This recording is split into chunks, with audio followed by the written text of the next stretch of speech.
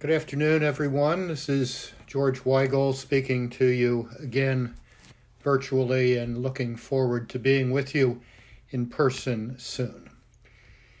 Today's station church on this fourth Sunday in Lent is the Basilica of Holy Cross in Jerusalem. The basilica was originally a Roman palace built in the 3rd century, the Caesarean Palace, which the Emperor Constantine gave to his mother, Helena, when she came to visit him in Rome after his conquest of the city. During Helena's and Constantine's time, parts of the palace were turned into a basilica, which was rebuilt into the form in which we know it today in the 12th century. In 1492, the same year that Christopher Columbus came to the Western Hemisphere, the relics which Helena had collected during her pilgrimage to the Holy Land in the early 4th century were discovered hidden in the basilica, hidden because of medieval pillaging of relics which had happened often in Rome. The reliquary chapel that you will see in a few moments was built between 1929 and 1931 and displays many of the extraordinary relics of the Passion that Helena collected in Jerusalem in the 4th century. I have always had a great affection for the English novelist Evelyn Waugh's small experimental novel simply called Helena. It's a good read during Lent.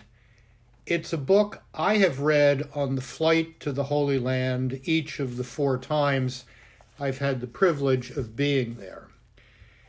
And in discussing his book with the poet John Beachman, who confessed to Waugh that he seemed puzzled by the fact that in the novel Helena doesn't seem like a saint, Evelyn Waugh gives us an important insight into sanctity during this Lenten pilgrimage. He writes, "Saints are simply souls in heaven. Some people have been so sensationally holy in life that we know they went straight to heaven and so put them in the liturgical calendar. We all have to become saints before we get to heaven. That is what purgatory is for. And each individual has his own form of sanctity which he must achieve or perish. It is no good my saying, I wish I were like Joan of Arc or St. John of the Cross. I can only be St. Evelyn Waugh after God knows what experiences in purgatory." I liked Helena's sanctity because it is in contrast to all that moderns think of as sanctity. She wasn't thrown to the lions. She wasn't a contemplative. She didn't look like an El Greco. She just discovered what it was God had chosen for her to do, and she did it. And she snubbed Aldous Huxley with his perennial fog by going straight to the essential, physical, historical fact of the redemption. The fact that we reflect upon when we contemplate the relic of the true cross being carried in procession on Good Friday at the Basilica of Holy Cross in Jerusalem. We become saints not on our own, but through the grace of God mediated through the Church. And that brings us to a reflection on the gospel reading we just heard, the second great catechetical gospel taught to the catechumens of the early church as they prepared for baptism, the gospel of the man born blind. What do we learn from this gospel? We're reminded that the eye cannot see itself even when the eye is functioning perfectly. The only way we can see ourselves truly is through the eyes of the community of faith, through the eyes of the church.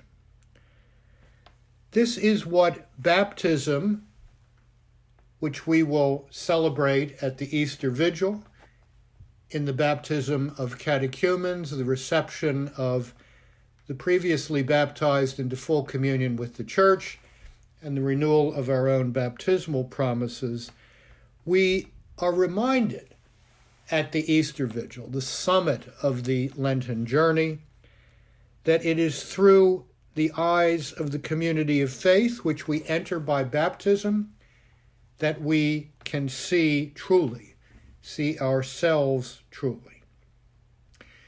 The church is the community of those who not only see clearly, it is the community of those who are sent. The word Siloam, the name of the pool where the blind man in today's Vespers Gospel reading recovers his sight, that word Siloam means sent. And so we are reminded again today, on this fourth Sunday in Lent, that in baptism we were all given a missionary commission. We were sent into the world to sanctify it and to offer others the gift that we have received, which is friendship with the Lord Jesus Christ and incorporation into his community, the church, the communion of disciples in mission, through which we can see clearly the truth of ourselves and of the human condition, and from which we are sent to be agents of reconciliation and healing in the world.